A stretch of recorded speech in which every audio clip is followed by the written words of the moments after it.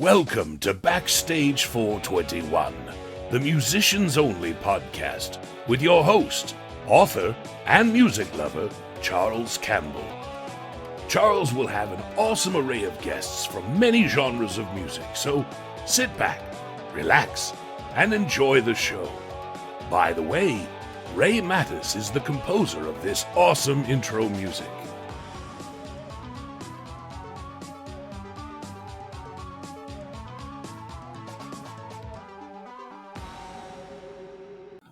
Hello, everyone. Welcome to another episode of Backstage 421, the musicians only podcast. I'm your host, small town horror author Charles Campbell. And today I'm thrilled to say we have a returning champion. He was on the podcast last year. It was a great episode. We had a great conversation. And welcome back, Doug Worthen. Hello. Good to be back. Well, Good glad to have you again. back. You too, man. Looks like you've been up to a lot since we last spoke. For the listeners who didn't listen to last year's episode, if you could kind of fill them in a little bit about your background. You don't have to bring up every little fine detail, but if you could kind of give them an overview of who you are and how you came up in the music business. All right. Well, I started when I was just a kid. My dad was a band teacher, so I started playing trumpet. Then in high school, I switched to French horn. And through college and high school, I played French horn. We actually recorded a couple albums, classical albums on French horn. But guitar was always something that really got to me because I saw a band playing. My mother was a ballroom dance teacher, and she went to audition a band for a dance she was putting on. And I just fell in love with the guitar. So in junior high, I just did everything I could to get a guitar, got one going, and I've been playing guitar ever since and played with people like Doug Stone, played with Boots Randolph, played with keyboard player for the Doors, Gina Osmond, couple of your favorite guests, Caleb Austin and Nick Fry, played with them. So right now I'm playing in Grateful Dead tribute bands. And that seems to be taking up plenty of time. Well, that's awesome, man. You traveled all over the place and you've done quite a bit. And for you guys who didn't listen to the podcast last year, he turned me on to Caleb Austin, who is, how many followers does he have now? Didn't he have over 1 million followers on TikTok? I think so, yeah. It was crazy, but the guy's a real talent, and Doug got to play with him and tour with him a little bit and his lovely wife. But you're talking about the Grateful Dead tribute bands, and it looks like you're playing the part, man. You got the hair grown out. Yeah. I got the Jerry look going, That's what I was about to say. So, how many people want pictures with you? I'm sure a lot, huh? I've had a few actually, which is really weird. But then again, I have all my fingers, so yeah. He's missing out. Oh, nice. Well, tell me a little bit about that. But what you've been up to here recently, touring with the Grateful Dead tribute band. How has that been going for you? The great thing about the Grateful Dead crowd is that it's built in. They're kids now who are deadheads that weren't even alive while the band was in existence. They were born after Jerry died. So I think a lot of it is the community, the culture. And so these kids want to be part of something, and they find they enjoy the music and they just get right accepted in. So we've been playing clubs and different venues all over the Salt Lake, Utah area. And it's just, usually play a 4 to 5 hour show, it seems like. Yeah. And we just, improvise all night long, make up the music as the spheres channel it down to us. Exactly. All right. We're back. I had to pause briefly. Had a little alarm going off in the background. Yeah. But yeah, man, that's amazing. You're such an accomplished musician. And for those of you that didn't listen to the podcast last year, his episode, Doug and I met a few years back at a Jim Wigmore concert in Pioneer Town. It was Pioneer Town in California at Pappy and Harriet's. And Doug approached me and introduced himself, and he kind of knew me through the fan page. We have a fan page for her. And then, I started communicating with Doug, and he's a very interesting guy, and he's a accomplished guitarist, and he does some amazing work. So I just want to keep putting that out there so people know how we're connected. And Doug has given me some great guests. That Nick Fry, he was the first guest of this season, and that guy is legit. He was really amazing to talk to. Oh He's yeah. very engaging. Tell me how you got to know Nick. I mean, that he had an interesting story. He had many interesting stories, but I want to know how you connected with him. You know, it was one of those weird things that I just saw an ad in a music store. You know, those things where you used to pull a number off to call them. And so I Yeah, pulled off the little strip and called up, and he just released his first album. So I went over there and played a little bit for him, and he said, "Yeah, you know, let's do this." So we put a band together, and it was just he was working in a studio at the time. We put the band together, did a few showcases, and just did what we could to promote his album. And then that kind of ended. And a couple of years later, he did another album. And so it's like, hey, Doug, come and play. So I went and played, and we did the same thing there. And then he eventually moved into the movie business and doing yeah. sound for movies, and he moved away. So we lost touch for a lot of years, but now he's back. And so he, you know, we just talk gear all the time, it seems like, because we're both fanatical about the gear we use. We just love guitars. In fact, I don't know, you can see a few of mine here. Oh yeah, yeah. I've got, you know, more guitars than I even know what to do with nowadays. Well, But Nick is just a really cool guy, you know? that's that's your passion, man. So Yeah. I can't I can't say anything. If you see the headphone collection behind me, my wife is going to kill me for getting so many headphones.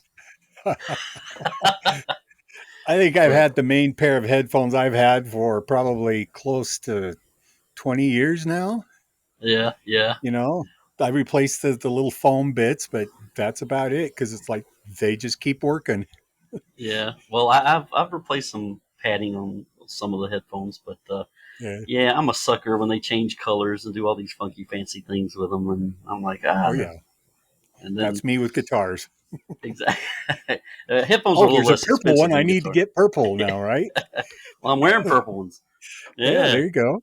but yeah, the headphones are a little less expensive than guitars for the most part. Some, yeah. Some are kind of pricey, but yeah.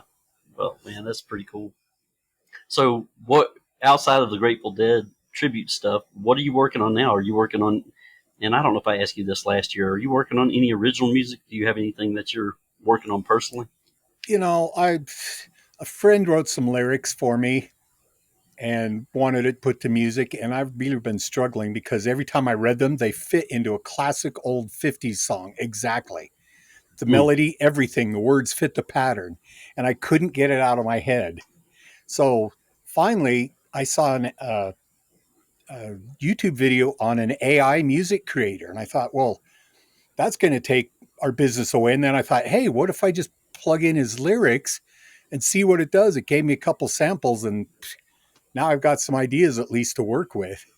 Not that it, you know, Nice. wrote the whole song or anything. It just gave me some ideas. It's like, well, that's an interesting way to use AI now because Yeah. I would never get out of that rut otherwise. So I'm working on that, but I'm just so busy playing. Plus, I've been doing a lot of my art stuff. I just had my first art show this spring, and that took up a lot of time getting that curated just because I've never shown my art before. So I had to dig out hundreds of paintings and decide what I'm going to show. And none of it was for sale because they didn't have the proper vendor license or anything. Oh, So we set that up and then tried to teach kids and adults, their parents, about painting and creating because creating is really what it's all about. It's like making music is creating, writing yep. is creating. You know, what we're doing now is creating. We're creating something. And Absolutely. that's You're really what absolutely makes right. us human, I think. Well, you've kind of dropped bits and pieces of your art over social media over the Yeah. last I don't know year or so, maybe a little longer, and you've got a talent for that. You and Francie both amaze me because I think you're going down the writing avenue too. She's written like two novels, working on a third, and Yeah. she's super talented, and you fall in that same bracket. So Yeah. we talked about art a little bit, and I want to get back to that because I want to dive into that a little more about how that started with you. But you've shared something else with me. You are also a writer, so tell me how that's going for you. I know you're working on something. Don't want to share Well, too much if you haven't shared what you're working on, but just how's the project going for you? you know, it's it's really a massive project. I get so jealous when I read one of your books and see how you contain this story to, something manageable. But I've got this massive epic going that the first novel I think was 135,000 words, Yeah. and that was just Oh, part one. jeez. You My know, longest book is 101,000 words. So yeah, that's big. That's a lot. and it's basically I decided at one point I wanted to write a philosophy book, but I thought nobody's going to read that. So I thought, well, I'm a science fiction fan. I'll write a science Yeah. fiction story and I can put different philosophies in that. So in this book series, aliens come and destroy virtually every living thing on the planet. All living beings, I should say. It I think leaves, that's going to happen soon. But anyway, go ahead. so there's, a few people that manage to survive, and now they have to find out, are they alone? Are there other people around? And if so, where are they? And how are we going to rebuild society? Because now technology doesn't work because it's been destroyed. So Yeah. you're really going back to the primitive stuff, You're all the starting from insects are gone, all the scratch. Yeah. animals, Oh, wow. everything. So it's like start from scratch. You have to worry about things like, oh, how are we going to pollinate things? Bees are gone. Yeah, We don't have bees. What are we going to do for food? We got so much canned food, but it's only going to last a while. that's So right. you can raid Costco or whatever and get that stuff.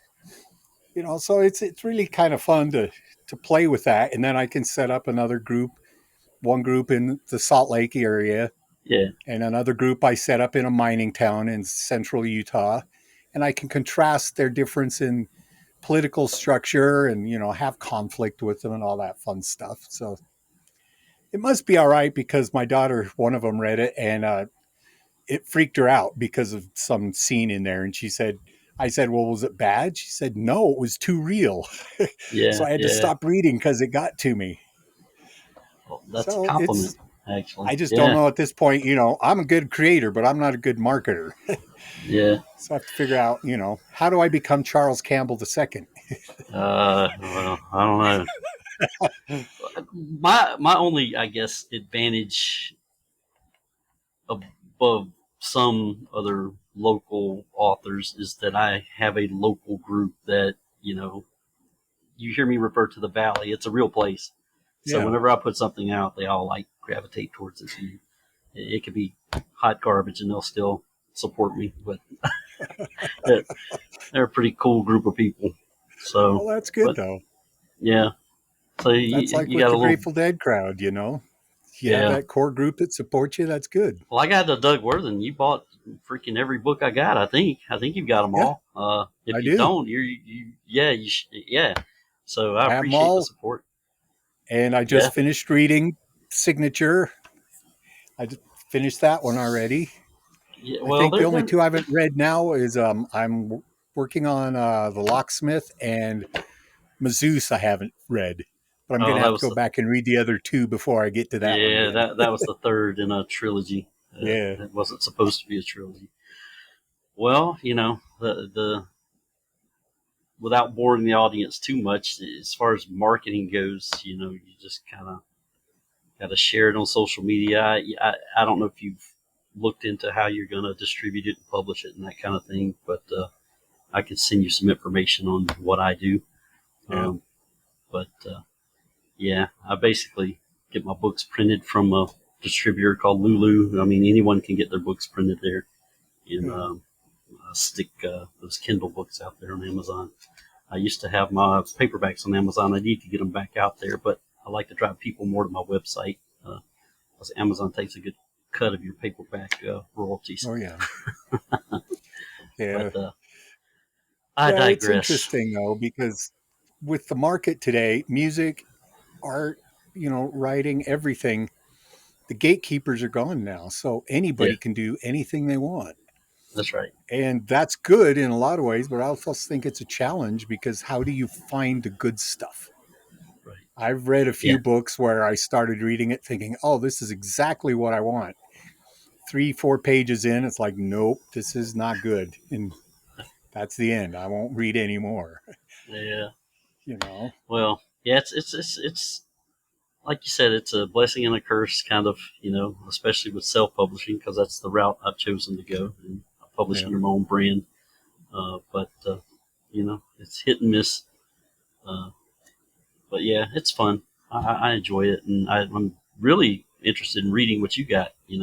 What you're working on. So I'd love Yeah, to I take a look at that. should send you a copy of it. If you tell Yeah, me, yeah, your authorly opinion.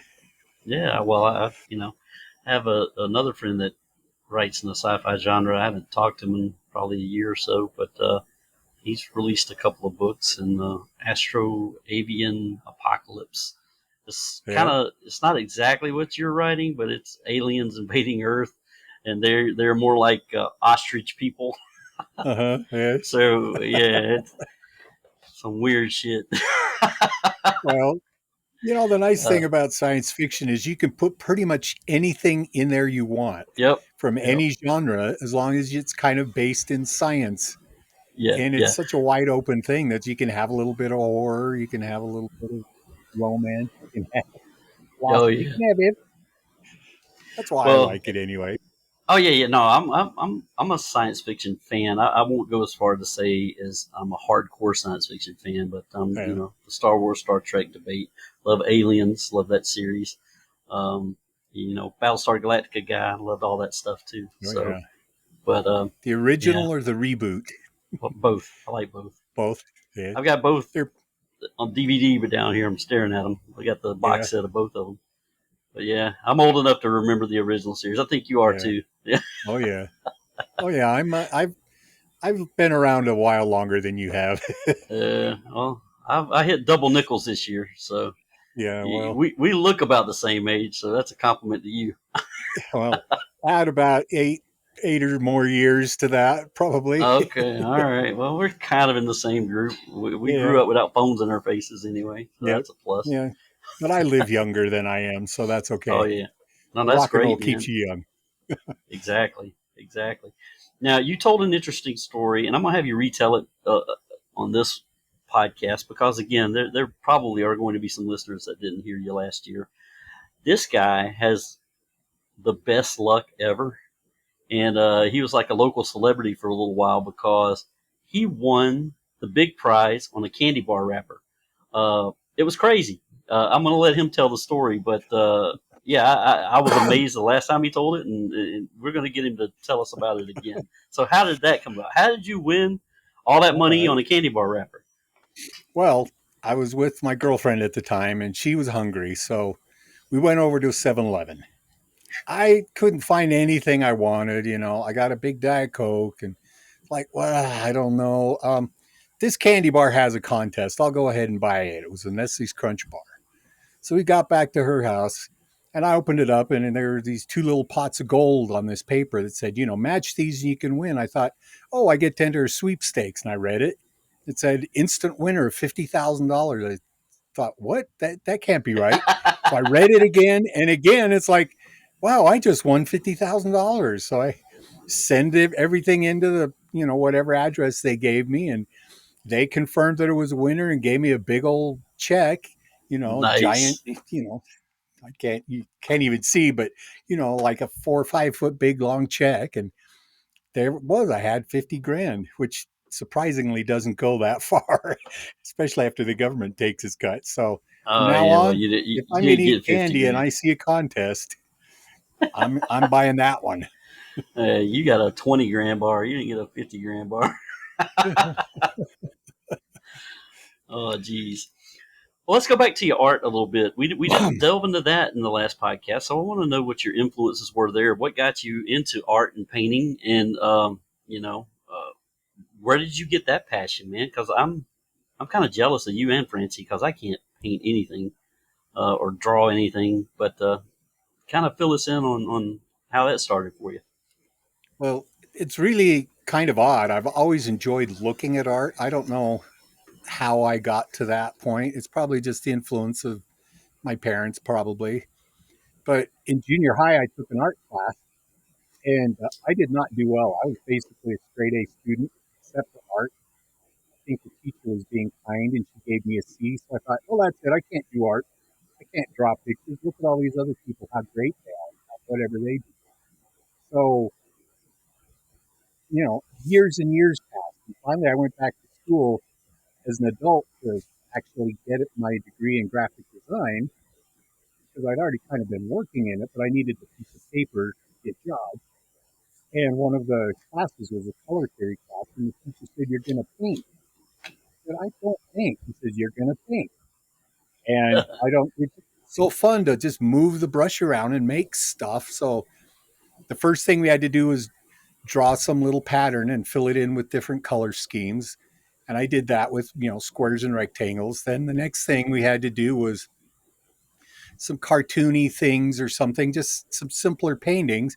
And by the last project, I actually took pictures of 3 of my grandmother's painting. In fact, that's probably where I got my art from because my grandmother was a painter. I didn't think of Ah, that till now. Yeah. So I took pictures of 3 of the paintings that she had done that were hanging in my parents' house, and I recreated them. And the teacher didn't know who painted it. He's like, "Oh, that was you. I didn't recognize your painting anymore." And so it just became a hobby. It was just something fun to do. So I don't do real things. I'm not a realist. I can't draw still to this day, but just doing abstract expressionist stuff, it's yeah, just release just to paint, move a brush around, create something. And then I put it away pretty much. And because I don't ever really want to turn it into a business, I just want to do it for fun. yeah, yeah. So that's Right. what sometimes I'll go backpacking. I'll take a little watercolor set. If I get interested, I can look at something and be inspired. And then I never paint the mountain in front of me. I always create my own out of my own head or something. But it's just, I've got a whole, in addition to my studio, I have my art studio, so I have music and art. And then I've got my little mini library so I can go over there and write when I want to. Man, You yeah, know, you what is you have the trifecta going on, man. You got the art, the music, and the written word. So that's pretty cool. That's pretty cool. So we'll jump back to music just for a minute. You've been playing a lot, and I've noticed it. And I've seen you post on Facebook. Uh, Tell me about how that's been going for you. What have been some of the interesting trips that you've had? Have you had any interesting story happen since the last time we talked at one of these shows? well, It looks like a lot of fun. just this last Saturday with I don't really play with Caleb Austin anymore now that he's hitting the road and doing the big time, just because I can't afford to take off work. And Oh yeah, yeah, he's hitting. He'll be in Indiana, then he'll be in Idaho, then he'll be in Nevada, then he'll be in yeah. Missouri, and He he's started to all do the over the cross place. country thing. Yeah. So, but he called me up to fill in for him. So we pulled up to this, basically a compound. That's what the guy called it, is compound. Wow. And he had a Trump flag flying out front, so I know, okay, he likes Trump. And we set everything up, and we're just kind of hanging out. And then we got somebody said Trump just got shot. It's like, what? Oh So we wow. go down into his basement, and he turns on the news, and we're watching the video over and over and over because we have a couple hours to wait till our show. And after a while, I'm kind of getting bored. It's like, okay, CNN, you've done your job. I know what Right. happened now. But there was nothing else to do, so we're just hanging out. And in this room, he's got a giant wall safe. I mean, like 8 foot tall. You open Oh it up, and he's jeez. got an entire armory in there. It's like, really, this is a compound. And he's like, "Yep, when everything hits the fan, I'm going to be ready." I'm thinking, okay, well, I hope I'm not here. But he's a super nice guy. And then when it was time to go play, we walked outside. He had a taco vendor at his house to, Wow. make fresh tacos for everybody. And just then, these big black clouds come over, and we feel a couple Oh, raindrops. It's like, oh, I hope it doesn't rain. And within boom. seconds, it dumped. And in Utah, we Dang. don't get that heavy a rain usually, but people were scrambling, trying to cover up gear outside. The wind was just ripping through. I thought the speakers were going to blow over. We were holding on to the four of us had to hold the awning down over the main PA setup, and it just dumped for like a half an hour, like crazy. And then it just went away. So people got out the brooms and swept off the patio where we were playing. We pulled all the plastic off and played the show for a couple hours. It's just crazy how, things like that work. Yeah, Another yeah. time we were, it was in the springtime, and I was playing with another band called Cosmic Possum because we play dead. Like that. That's Yeah. nice. And it started snowing, and the snow is coming straight into the stage at us, covered. So it's not going down, it's coming in at us.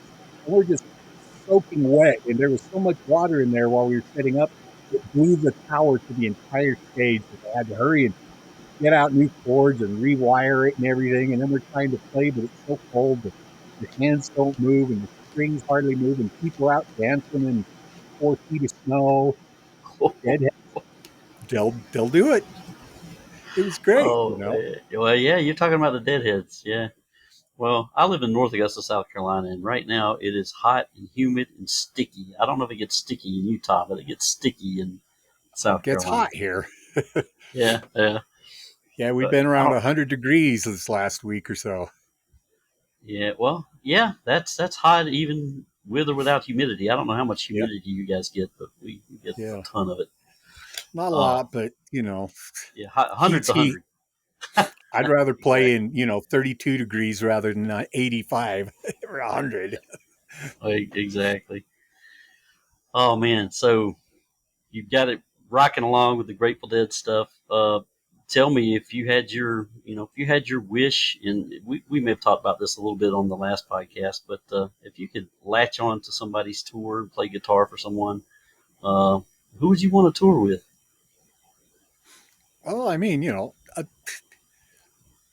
a current band that I wouldn't mind working with would be somebody like the Garcia Project, but that'd be kind of hard because, well, the guy who plays the Jerry Garcia part, it's his band, so you'd have to get Yeah, rid of him. And then where would but I don't know. I've thought about that a lot. I used to think I'd really like to work with Frank Zappa, but oh that yeah, would just be so stressful because he's such a perfectionist, that he demanded the very, very best from all of his players.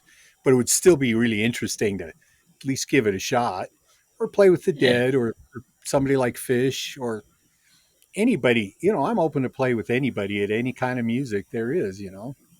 That's what being a Well, hired gun's kind of all about. that's true. What other? I don't know if we delved into this either. What other band types have you played in? I know about the Grateful Dead. I know you played country music with Caleb Austin. Yeah. What else have you played? Oh, What I other types of genres have you played in with bands? in the mid 90s to early 2000s I was playing in a kind of a classic rock, well, not really grunge, but we were playing the music of the era and we were Yeah, booked all the time. So, for several years, I'd have to beg for a night off. So, playing classic rock, alternative stuff.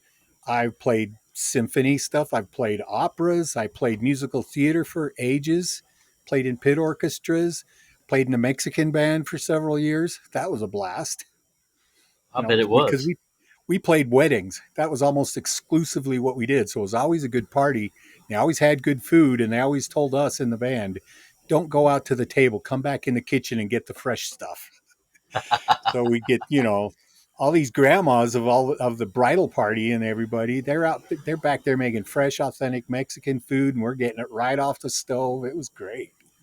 And I Nice. recorded albums with all of those things. So there's not a whole lot of different styles that I haven't played other than I don't know.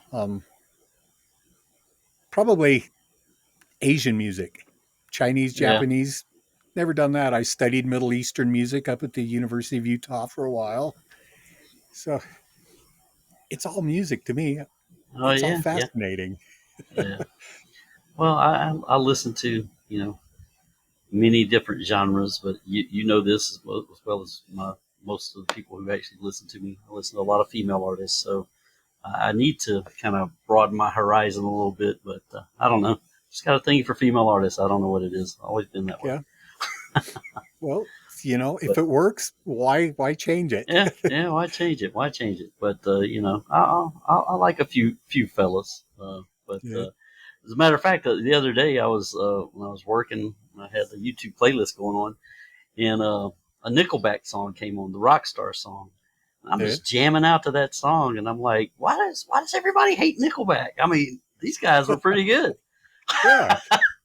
I think it's just trendy, It's Was like it trendy to everybody hate hates. Nickelback? Yeah. Because they always say the worst song ever is "We Built the City on Rock and Roll." That That's not a bad Jefferson song. song. Do Yeah, you I know remember that that? song.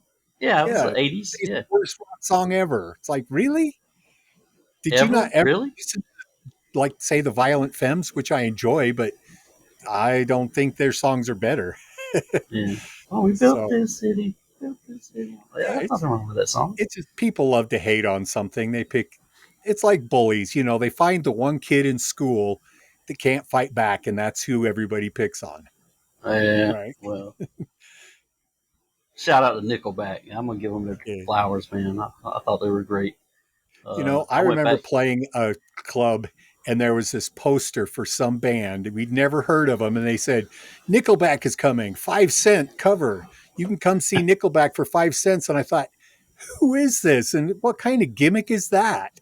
We'd never even heard of them. Could have seen Nickelback for 5 cents in a club with, less than 100 people. But of Nice. course I didn't go because I just thought they were some hacks. Oh yeah. Well, I mean, they must have gotten some kind of following. Oh, yeah. They were pretty big. And again, I never caught on to the Nickelback train until everybody started hating on them, and then I was like, well, I don't see anything wrong with them. But anyway, that's enough about Yeah. Nickelback. Oh, geez. So, what do you have coming up? Do you have anything coming up, or do you have any shows lined up that you're going to be performing at soon? Oh, yeah. We're on, let's see, today's a Thursday. So And I'm going to premiere this Saturday. tomorrow. I'm a little behind on my Backstage podcast, so this will be So, airing on July 19th. yeah, in a couple days, we'll be playing a big old 50th anniversary party or 50th birthday party for somebody. And it's open to the community. So I'm hoping we have, a few hundred people there doing that with the Pranksters. And then we're playing for Park City has what they call the Park Silly Market. And they close off Main Street and put a stage up and they just have a big fair. And they do it every Sunday through the summer. So we'll be playing that on us this coming Sunday. And that's always a fun thing to do. Yeah. And then beyond that, I don't even really know what's happening next week. I might actually have a couple weeks off. And if I Yeah. do, I'm going to try and go backpacking. Wow. You stay busy. I do. Well, where I live here in the Salt Lake Valley, in case people didn't know, I'm from Salt Lake City. I'm 20 minutes from a trailhead, and within an hour, I'm backpacking in federal wilderness. Wow. The mountains are just right here. So it's just so tempting to just load my backpack that's always packed, load it in and Right. just take off, you know, get away from everything because sometimes, life is just too overwhelming and playing music all the time. And Yeah. especially as a hired gun, I'm constantly learning new music and practicing. So sometimes it's nice to get out into nature and just kind of recharge, even if it is only for one night. Yeah.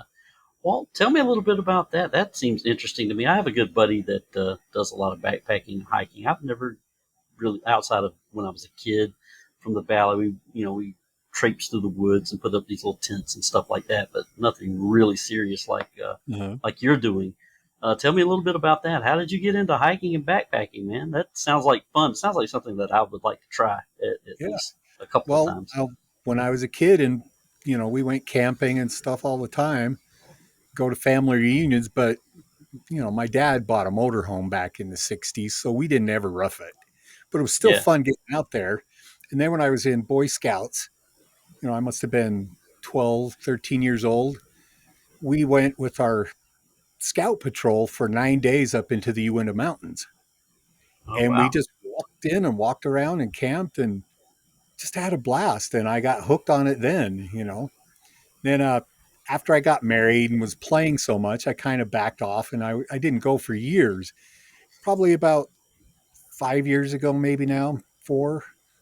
Uh, I thought, let's go. And I took my daughters and we went up into the Uinta Mountains again. And it was such a fun trip.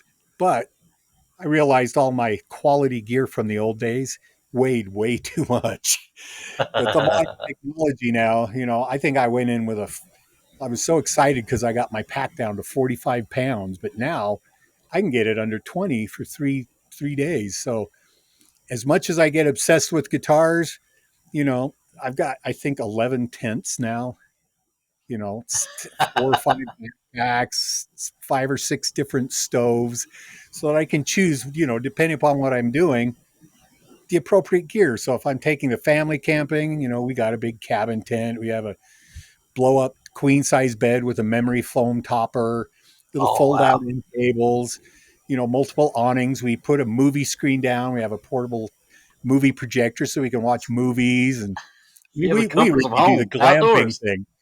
Yeah. So that's quite the opposite of, loading into a little teeny 1-person tent that I put up using my hiking poles. So I don't have to Yeah, have regular tent poles, but it's just, I don't know. It's kind of one of those things that I like it because it's a lot of self mastery.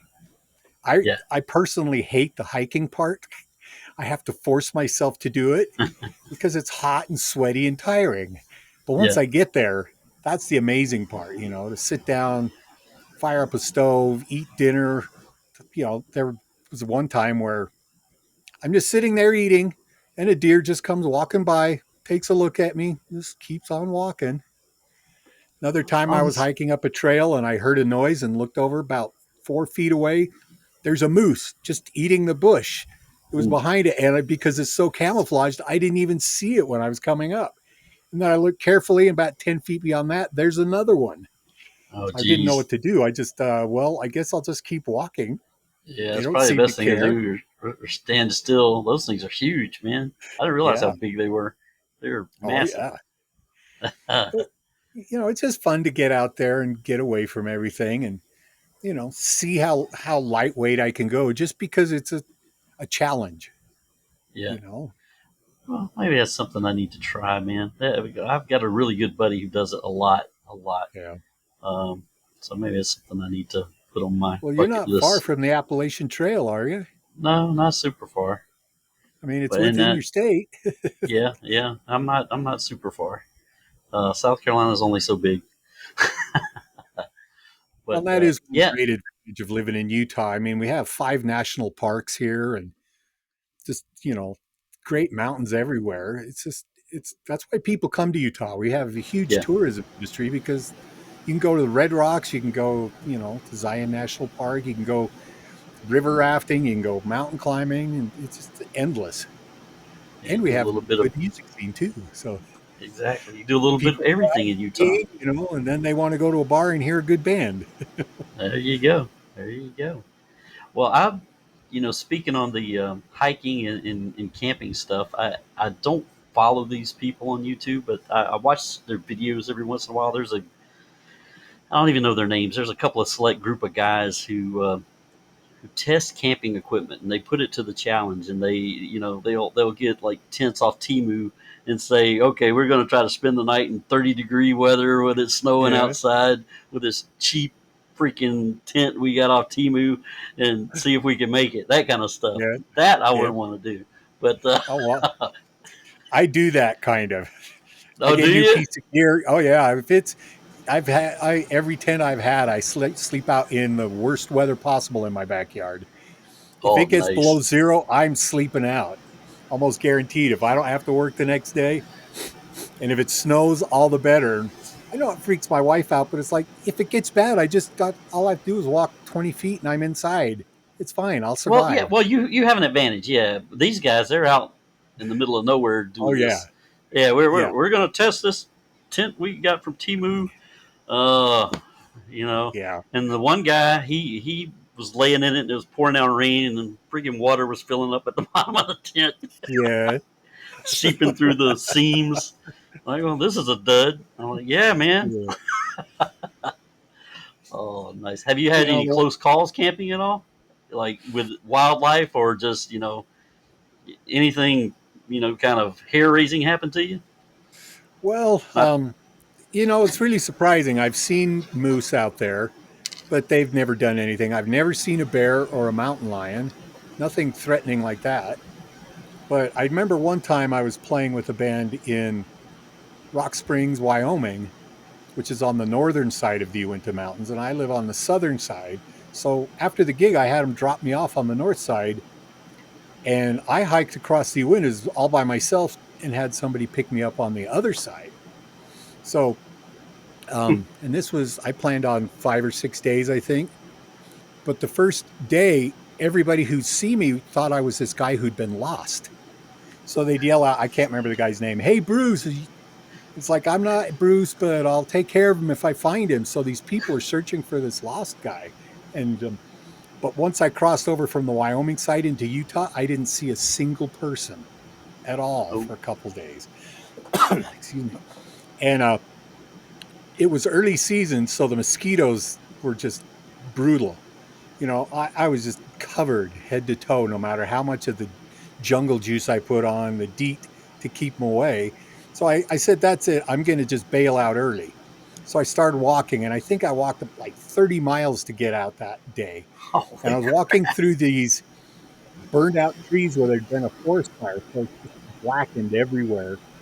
And I kept thinking, God's for picking me up and putting me down, because I'd go around a curve, up a little hill and over, and then I'd go down, around a curve and up a hill and over, and everything looked the same. And I was getting dehydrated because it hadn't drunk enough water. I hadn't stopped to eat because I thought I was almost at the end of the trail. And I was just starting to get crazy delirious. Finally, at the end of the trail, oh, here's a campground. Somebody will give me a ride. There's nobody at the campground, but all the water spigots were hooked up to trailers. So I just went up to somebody's trailer and just filled up water and drank my fill, and then hooked it back up. Nobody said anything, so I just started walking down the road.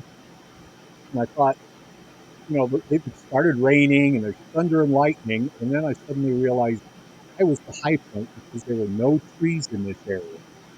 So I'm hot, sweaty, tired, miserable. I'm thinking I'm going to be struck by lightning at any moment, and nobody's coming to give me a ride. Finally, after forever, somebody stopped to give me a ride, and I said, I'm just trying to get to the ranger station. It was like 150 yards away. That was the ride. That was 150 yards. Knocked on the door, and there was a summer volunteer, and I said, I need your phone. He said, we can't. I said, I got it. This was back in the day when you had a calling card. Do you remember oh MCI? yeah. I got a calling card. I can just, you won't have to pay for it. And I must look desperate enough because he just moved out of the way, and I called my friend, and he came and got me, and somehow I managed to live through that. I don't know, but it was That's quite an pretty. adventure. Story later on.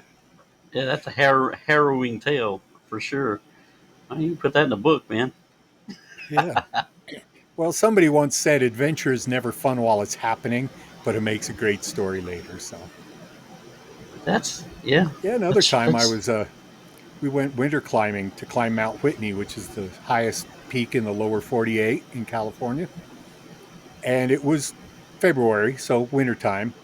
And we got most of the way up, and my friend got altitude sickness. So the cure is to go back down. We went down to camp. And then the next day we tried to go up again. And he's like, I can't do it. I'm just too beat. So I said, well, there's lots of people. I'll just go. So I start heading up this snow slope. And he said these black clouds just suddenly, whoop, and I oh just man. vanished. And so I was up in there, and I couldn't see anything. Everything was white. The sky was white. The ground's white. Everything is white. Did I lose you? No, I'm still here. Oh, okay. All right. I just hit my headphones, so I just wondered. You're So, good. but I realized I couldn't keep going up because I can't see anything, but I didn't want to try and walk down because I couldn't tell the difference between the clouds and the snow. So I Kind of just like a had to sit whiteout. Is that what you're down. saying? Yeah, total whiteout. My Yeah. eyelashes Oh were man. freezing together. I'm on a, slope, what, like this, something, Ugh. 35, 40 degrees. So I just sat down on my butt, dug my ice axe in, and slid down till I came out from under the clouds. And I had all my climbing gear was red. So as I'm starting to walk down, everybody I see on the trail, hey, your friend said if you see a big guy in red, tell him that I've gone to camp. Everybody, pretty soon I just started saying, I know he went to camp. I got it. And, so we never made it. We tried twice to go there, but because of the weather and everything, we never did make it Yeah. up to the top, but went down into town and ate Mexican food instead. Well, at least you gave it a go. I mean, Oh yeah. that's something. You gave it a go. You tried. You almost made it. Yeah. Uh, Well, it's so better to come back in one piece than to have made it. That's my opinion. that's true. It's better for you to be talking to me on this podcast today. Yes. Yeah. In fact, Yeah. there was a group called Utahns on Everest that I could go to China to climb Mount Everest with them, but I couldn't come up with the money. This was in the probably early '90s, and I needed Yeah. 50 grand back then just to go, and I just couldn't come up with the cash to do it. But my dad You'd was saying, already "Well, spent your candy bar money yeah, anyway. it was long gone." But my dad kept saying, "What makes you think you can do that? You didn't do the other one." I said, "Yeah, but I came back alive. That's the most important thing, right?" Well, I guess. Like just to go to China and see Mount Everest in Tibet, who cares if I could climb it or not? It would just be a Yeah, riot. exactly. It'd be an You know, experience. you can't have everything in life, I guess. Now I wouldn't even want to do that. My mountains here are close enough. I'd rather play music. Yeah, yeah. Well, you're very, very, very good at it. So, I'm glad you agreed to talk to me today. Uh, and you have so much going on, man. I admire you from afar. I see everything that you're doing, on social media. You're a huge supporter of my work, so I do appreciate that. You When you bet. put your book out, I'll buy the first copy for sure. All right. Uh, can't wait to see what you're coming out with. But we're getting close to the top of the hour. We're not quite there yet, but Yeah. is there anything you want to plug or promote or tell our audience about? This is going to air next day. Like I said, I'm a little behind on the Mhm. Backstage podcast, so I'm going to release it immediately. So it'll be out July 19th.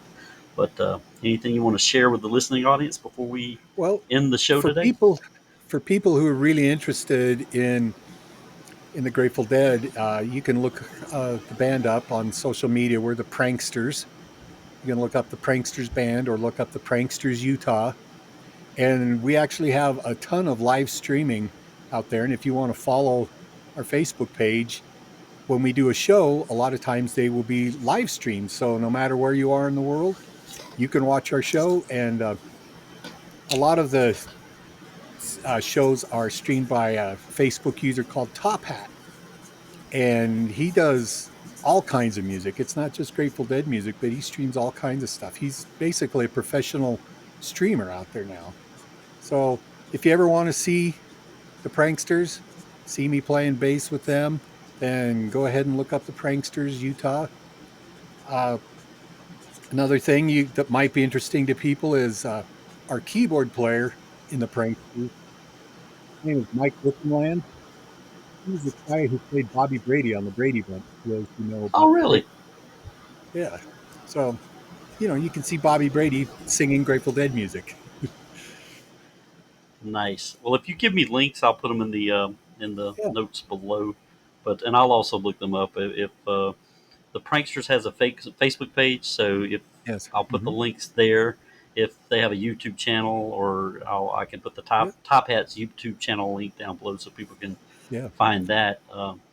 For you personally, I know that you are working on some stuff, and when you're ready to release something officially as far as writing goes, let me know and I will make sure I promote it for Yeah. sure.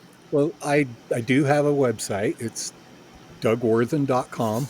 I was finally able to get that website after holding out for years and years for another Doug Worthen to let it go.